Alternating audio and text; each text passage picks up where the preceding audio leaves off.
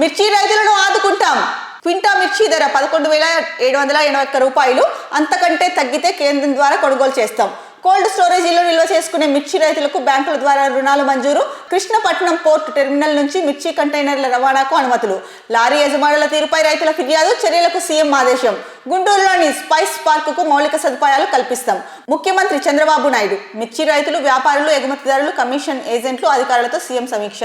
Okay, మిర్చి రైతుల్ని ఆదుకుంటామని చెప్పేసి నిన్న అయితే కనుక మిర్చి రైతులు, వ్యాపారులు, అలాగే ఎగుమతిదారులు, కమిషన్ ఏజెంట్లు, అధికారులతో అయితే కనుక సీఎం సమీక్ష నిర్వహించారు.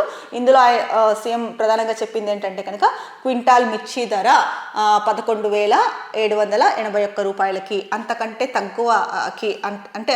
తక్కువకి కొనుగోలు చేయాల్సి వస్తే కనుక కేంద్రం ద్వారా కొనుగోలు చేస్తామని చెప్పేసి ప్రధానంగా చెప్పారు. అసలు 15,000 క్వింటాల్ ధర పెట్టినా కూడా గిట్టుబాటు అవ్వదు అని చెప్పేసి ఒకవైపు రైతులు చెప్తూ ఉంటే, మరోవైపు 11,781 రూపాయలకి మిర్చి క్వింటా ధర అని చెప్తే మరి అది ఎలా రైతులకు గిట్టుబాటు అవుతుంది? సరే, ఎగుమతులు తగ్గాయి, ఎగుమతులు తగ్గడం వల్ల మిర్చి ధర పడిపోయింది అని చెప్పేసి ఒకవైపు చెప్తూ ఉన్నారు. మరి రాష్ట్ర ప్రభుత్వము చొరవ తీసుకోవాలి. ఎందుకంటే కేంద్ర ప్రభుత్వంలో ఎన్డీఏ కూటమిలో ఆంధ్రప్రదేశ్ ప్రధాన భాగస్వామి. ఎందుకంటే 21 ఎంపీలను అందించింది, 21 ఎంపీలు కేంద్ర ప్రభుత్వానికి ఇచ్చింది. మరి అలాంటప్పుడు కేంద్ర ప్రభుత్వంతో సంప్రదింపులు జరిపి, ఎందుకు మీరు సంప్రదింపులు జరిపారు, భేటీ అయ్యారు, ఇదంతా కాదనట్లా, అంటే కనీస మద్దతు ధర ఎందుకు తీసుకురాలేకపోతున్నారు? ఎందుకంటే కేంద్ర ప్రభుత్వంలో చెప్పాలంటే ఆంధ్రప్రదేశ్ది కీలక పాత్ర. మరి ఇంత కీలక పాత్ర ఉండి కూడా మీరు కేంద్ర ప్రభుత్వంతో మాట్లాడి ఎందుకు ఆదుకోమని చెప్పలేదు? ఎందుకు అంటే ఆదుకోమని అంటున్నారు, కనీస మద్దతు ధర మీరు 11,000 చిల్లర అని చెప్పారు సెంట్రల్ గవర్నమెంట్తో. అంటే నిన్న మొన్న వచ్చిన వార్తా కథనాలు చూస్తే కనుక మరి ఎందుకు అంత తక్కువ మద్దతు ధర మీరు చెప్పారు? దీనికి ఎంత ఖర్చు, ఇప్పుడు ఒక పంట పండించాలంటే ఎంత ఖర్చు అవుతుందో మీ అందరికీ బాగా తెలుసు. మరి 15,000 వచ్చినా కూడా అది గిట్టుబాటు అవ్వదు అని చెప్పేసి ఒకవైపు మిర్చి రైతులు బాధపడుతూ ఉంటే, మీరేమో 11,781 అని చెప్తే, ఒకవేళ అంతకంటే తగ్గితే కనుక ఇంకా కేంద్రం ద్వారా కొనుగోలు చేస్తామని కూడా చెప్తున్నారు. బాగానే ఉంది. మరి ఎక్కడ గిట్టుబాటు దొరుకుతుంది రైతులకి?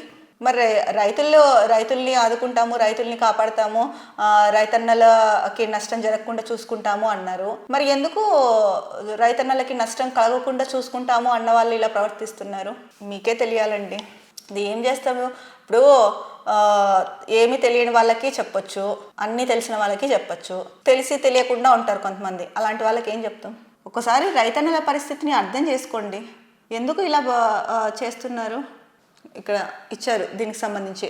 పెట్టుబడి అధికమవుతోంది, మిరప సాగుకు ఏటికేడు పెట్టుబడి పెరుగుతోందని, పెరిగిన పెట్టుబడి స్థాయిలో తమకు ఆదాయం రావడం లేదని రైతులు సీఎం దృష్టికి తీసుకొచ్చారు.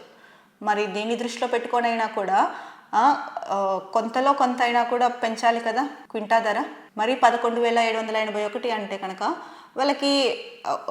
వాళ్ళు పెట్టిన పెట్టుబడి అంటే ఎరువులు అవ్వచ్చు, దానికి సంబంధించి అంటే మిరప నార అవ్వచ్చు, మిరప విత్తనాల నుంచి ఆ పంట కోతకి వచ్చేదాకా ఎంత పెట్టుబడి ఉంటుందో ఒక్కసారి మామూలుగా అంచనా వేయండి, మీకే అర్థమవుతుంది.